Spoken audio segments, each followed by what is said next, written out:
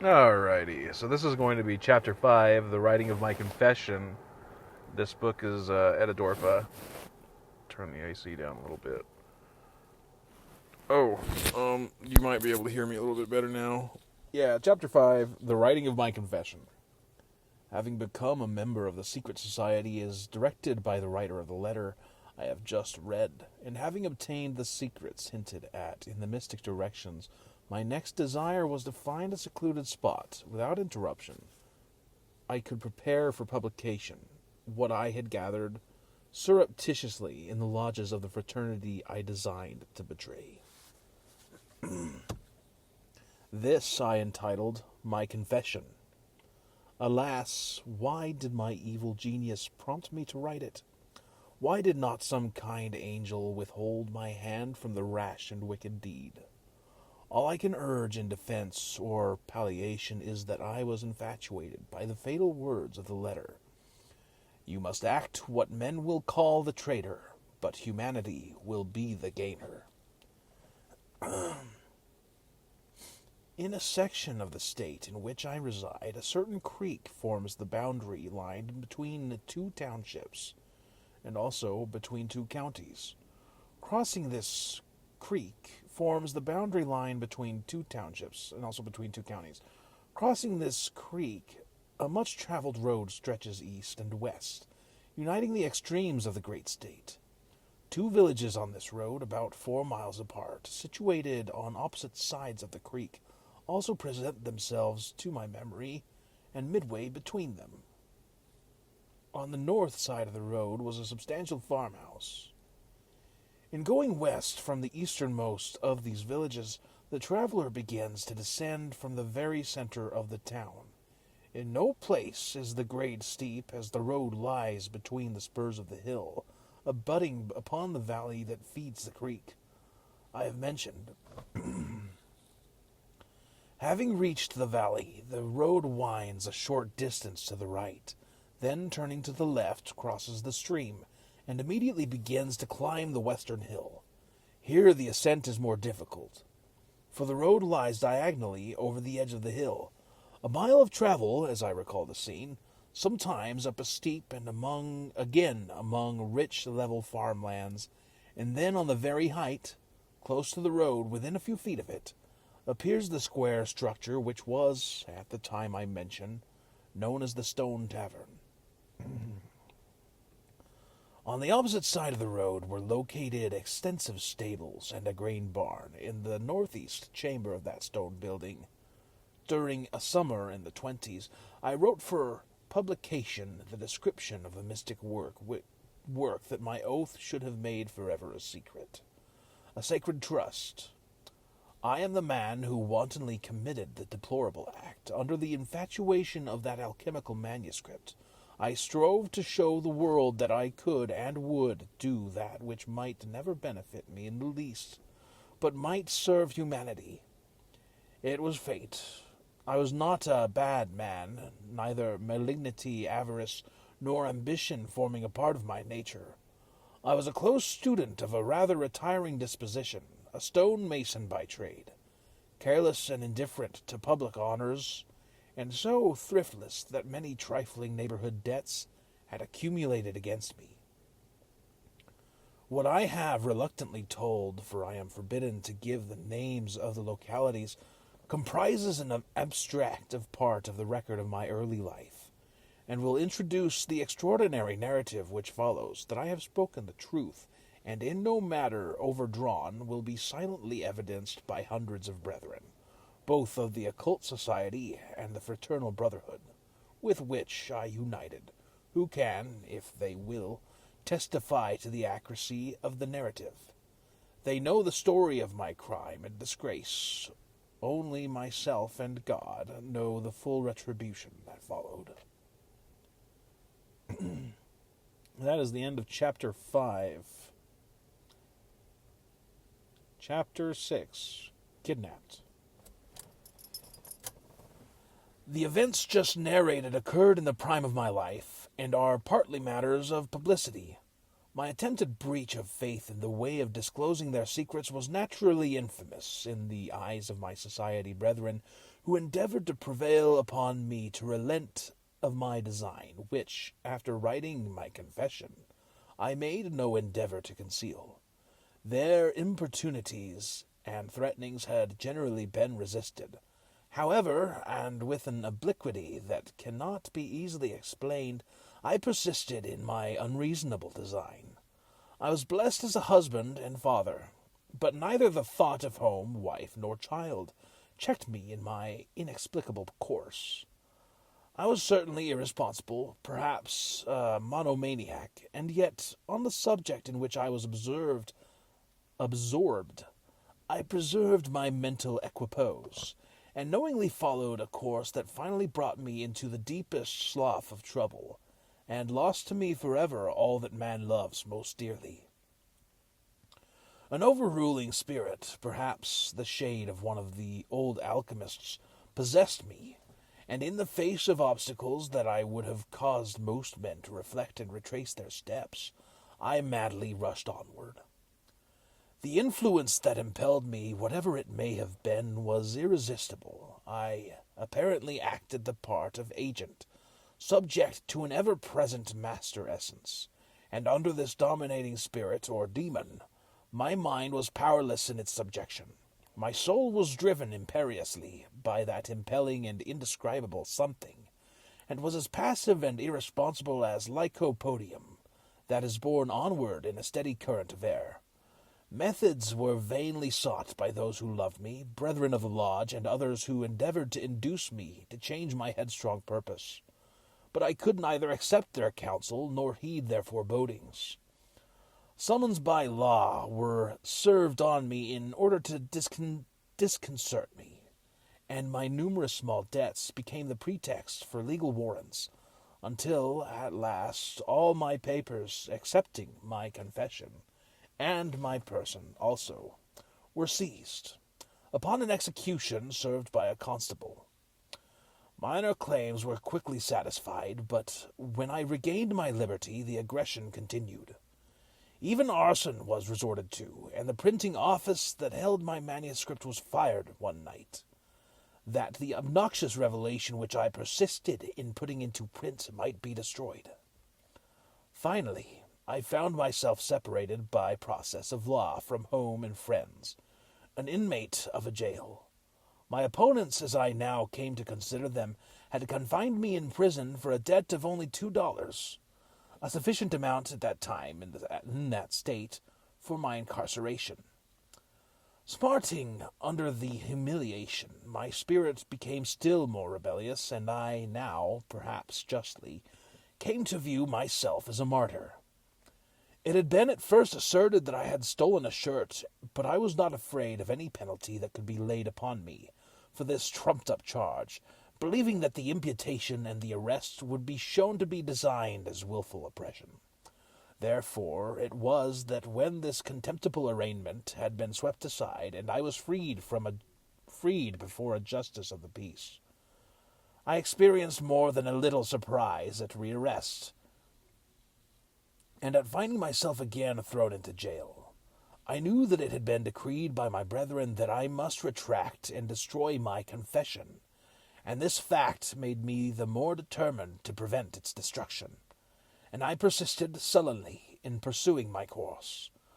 On the evening of August 12th, 1826, my jailer's wife informed me that the debt for which I had been incarcerated had been paid by unknown friends, and that I could depart. And I accepted the statement without question. Upon my stepping from the door of the jail, however, my arms were firmly grasped by two persons, one on each side of me, and before I could realize the fact that I was being kidnapped, I was thrust into a closed coach, which immediately rolled away, but not until I made an outcry, which, if heard by anyone, was unheeded. "For your own sake, be quiet," said one of my companions. In confinement, for the carriage was draped to exclude the light, and was as dark as a dungeon. My spirit rebelled. I felt that I was on the brink of a remarkable, perhaps perilous experience, and I indignantly replied by asking, "What have I done that you should presume forcibly to imprison me? Am I not a free man of America?" "What have you done?" he answered. "Have you not bound yourself by a series of vows that are sacred and should be inviolable? And have you not broken them as no other man has done before you? Have you not betrayed your trust and merited a severe judgment? Did you not voluntarily ask admission into our ancient brotherhood, and in good faith were you not initiated into our secret mysteries? Sacred mysteries. Did you not obligate yourself before man, and on your sacred honor promise to preserve our secrets?" "I did," I replied. "But previously I had sworn before a higher tribunal to scatter this precious wisdom to the world."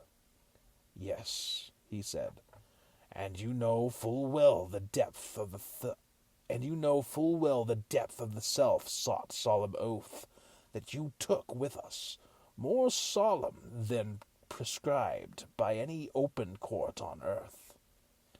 "This I do not deny," I said, "and yet I am glad that I accomplished my object, even though you have now, as is evident, the power to pronounce my sentence." "You should look for the death sentence," was the reply. "But it has been ordained instead that you are to be given a lengthened life. You should expect bodily destruction, but on the contrary, you will pass on in consciousness of earth and earthly concerns when we are gone. Your name will be known to all lands, and yet from this time you will be unknown. For the welfare of a future humanity, you will be thrust to a height in our order that will annihilate you as a mortal being. And yet you will exist, suspended between life and death, and in that intermediate state will know that you exist. You have, as you confess, merited a severe punishment, but we can only punish in accordance with an unwritten law that instructs the person punished and elevates the human race in consequence. You stand alone among mortals in that you have openly attempted to give broadly to those who have not earned it our most sacred property, a property that did not belong to you, property that you have only been permitted to handle, that has been handled from man to man before the time of Solomon, and which belongs to no man, and will continue to pass in this way from one to another as a hallowed trust, until there are no men as men now exist to receive it. You will soon go into the shadows of darkness and will learn many of the mysteries of life, the undeveloped mysteries that are withheld from your fellows, but which you, who have been so presumptuous and anxious for knowledge, are destined to possess and solve. You will find secrets that man, as man is now constituted, cannot discover, and yet which the future man must gain and be instructed in. As you have sowed, so shall you reap. You wished to become a distributor of knowledge. You shall now, by bodily trial and mental suffering, obtain unsought knowledge to distribute. And in time to come, you will be commanded to make your discoveries known, as your pathway is surely laid out. So must you walk. It is ordained. To rebel is useless." "Who has pronounced this sentence?" I asked. "A judge neither of heaven nor of earth." "You speak in enigmas." "No, I speak openly, and the truth. Our brotherhood is linked with the past, and clasps hands with the antediluvians. The flood scattered the races of earth, but did not disturb our secrets. The great love of wisdom has from generation to generation led selected members of our organization to depths of study that our open work does not touch upon. And behind our highest officers there stand in the occult shades between the here and the hereafter unknown and unseen agents who are initiated into secrets above and beyond those known to the ordinary craft. Those who are introduced into these inner recesses acquire superhuman conceptions and do not give an open sign of fellowship. They need no talisman. They walk our streets, possessed of powers unknown to men. They concern themselves as mortals in the affairs of men, and even their brethren of the initiated, open order are unaware of their exalted condition. The means by which they have been instructed, their several individualities as well, have been concealed because publicity would destroy their value and injure humanity's cause. Silence followed these vague disclosures, and the carriage rolled on. I was mystified and alarmed, and yet I knew that whatever might be the end of this nocturnal ride, I had invited it. Yes, merited it. And I steeled myself to hear the sentence of my judges, in whose hands I was powerless. The persons on the seat opposite me continued their conversation in low tones, audible only to themselves. An individual by my side neither moved nor spoke. There were 4 of us in the carriage, as I learned intuitively. Although we were surrounded by utter darkness, at length I addressed the companion beside me, for the silence was unbearable. Friend or enemy though he might be, anything rather than this long silence. "How long shall we continue in this carriage?" He made no reply. After a time, I again spoke.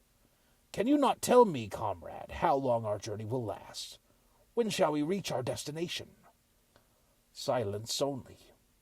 Putting out my hand, I ventured to touch my mate, and found that he was tightly strapped, bound upright to the seat and the back of the carriage. Leather thongs held him firmly in position. And as I pondered over the mystery, I thought to myself, if I make a disturbance, they will not hesitate to manacle me as securely. My custodians seemed, however, not to exercise a guard over me, and yet I felt that they were certain of my inability to escape. If the man on the seat was a prisoner, why was he so reticent? Why did he not answer my questions? I came to the conclusion that he must be gagged as well as bound. Then I determined to find out if this were so. I began to realize more forcibly than a terrible sentence must have been meted me, and I half hoped that I could get from my partner in captivity some information regarding our destination. Sliding my hand cautiously along his chest and under his chin, I intended to remove the gag from his mouth, when I felt my flesh creep, for it came in contact with the cold, rigid flesh of a corpse. The man was dead and stiff. The shock unnerved me. I had begun to experience the results of severe mental strain, partly induced by the recent imprisonment and extended previous persecution, and partly by the mysterious significance of the language in which I had recently been addressed. The sentence, "You will now go into the valley of the shadow of death and learn the mysteries of life," kept ringing through my head, and even then I sat beside a corpse. After this discovery, I remained for a time in a semi-stupor, in a state of profound dejection. How long I cannot say. Then I experienced an inexplicable change, such as I imagine comes over a condemned man without hope of reprieve, and I became unconcerned as a man might who had accepted his destiny and stoically determined to await it. Perhaps moments passed, it may have been hours, and then indifference gave place to reviving curiosity. I realized that I could die only once, and I coolly and complacently revolved the matter, speculating over my possible fate. As I look back on the night in which I rode beside that dead man, facing the mysterious agents of an all-powerful judge, I marvel over a mental condition that permitted me finally to rest in peace and slumber in unconcern. So I did, however, and after a period, the length of which I am not able to estimate, I awoke, and soon thereafter the carriage stopped, and our horses were changed, after which our journey was resumed, to continue hour after hour, and at last I slept again, leaning back in the corner. Suddenly, I was violently shaken from slumber and commanded to alight. It was in the grey of morning, and before I could realize what was happening, I was transferred by my captors to another carriage. The dead man was also rudely hustled along and thrust beside me, my companions speaking to him as though he were alive. Indeed, as I look back on these maneuvers, I perceive that, to all appearances, I was one of the abducting party. and our actions were really such as to induce an observer to believe that this dead man was an obstinate prisoner, and myself one of his official guards. The drivers of the carriage seemed to give us no attention, but they sat upright and unconcerned, and certainly neither of them interested himself in our transfer. The second carriage, like the other that previously described, was securely closed, and our journey was continued. The darkness was as of a dungeon. It may have been days. I could not tell anything about the passage of time. On and on we rode. Occasionally food and drink were handed in, but my captors held to their course, and at last I was taken from the vehicle and transferred to a blockhouse. I had been carried rapidly and in secret 100 or more miles, perhaps into another state, and probably all traces of my journey were effectually lost to outsiders. I was in the hands of men who implicitly obeyed the orders of their superiors, masters whom they had never seen, and probably did not know. I needed no reminder of the fact I had violated every sacred pledge voluntarily made to the craft, and now that they had me powerless, I well knew that whatever the punishment assigned, I had invited it, and could not prevent its fulfillment. That it would be severe, I realized. That it would not be in accordance with ordinary human law, I accepted.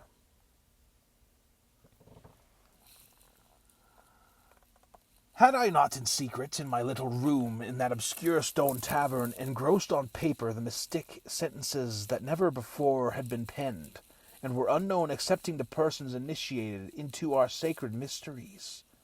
Had I not previously, in the most solemn manner, before these words had been imparted to my keeping, sworn to keep them inviolate and secret? And had I not deliberately broken that sacred vow, and scattered the hoarded sentences broadcast? My part as a brother in the fraternal organization was that of the holder only of property that belonged to no man, that had been handed from one to another through the ages, sacredly cherished and faithfully protected by men of many tongues, always considered a trust, a charge of honor, and never before betrayed. My crime was deep and dark. I shuddered. Come what may, I mused, reflecting over my perfidy. I am ready for the penalty, and my fate is deserved. It cannot be but a righteous one. The words of the occupant of the carriage occurred to me again and again. That one sentence kept ringing in my brain. I could not dismiss it. You have been tried, convicted, and we are of those appointed to carry out the sentence of the judges. The black silence of my lonely cell beat against me. I could feel the absence of sound. I could feel the dismal weight of the nothingness, and in my solitude and distraction I cried out in anguish to the invisible judge, I am ready for my sentence, whether it be death or imprisonment for life. And still the further words of the occupant of the carriage passed through my mind.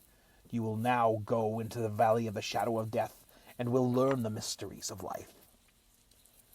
Then I slept. To awake and sleep again, I kept no note of time. It may have been days or weeks. So far as my record could determine, an attendant came at intervals to minister to my wants, always masked completely, ever silent. That I was not entirely separated from mankind, however, I felt assured, for occasional sounds of voices came to me from without. Once I ventured to shout aloud, hoping to attract attention, but the persons whom I felt assured overheard me paid no attention to my lonely cry. At last, one night, my door opened abruptly, and 3 men entered. Do not fear, said their spokesman. We aim to protect you. Keep still, and soon you will be a free man. I consented quietly to accompany them, for to refuse would have been in vain, and I was conducted to a boat, which I found contained a corpse, the one I had journeyed with, I suppose, and embarking we were silently rowed to the middle of the river, our course being diagonal from the shore. The dead man was thrown overboard, then our boat returned to the desolate bank. Thrusting me into a carriage that on our return to the river bank we found awaiting us, my captors gave a signal, and I was driven away from the darkness, in the darkness, as silently as before, and our journey was continued, I believe, for fully 2 days. I was again confined in another log cabin, with but one door and destitute of windows. My attendants were masked. They neither spoke to me as they day after day supplied my wants, nor did they give me the least information on any subject, until at last I abandoned all hope of ever regaining my liberty. And that is the end of chapter 6. And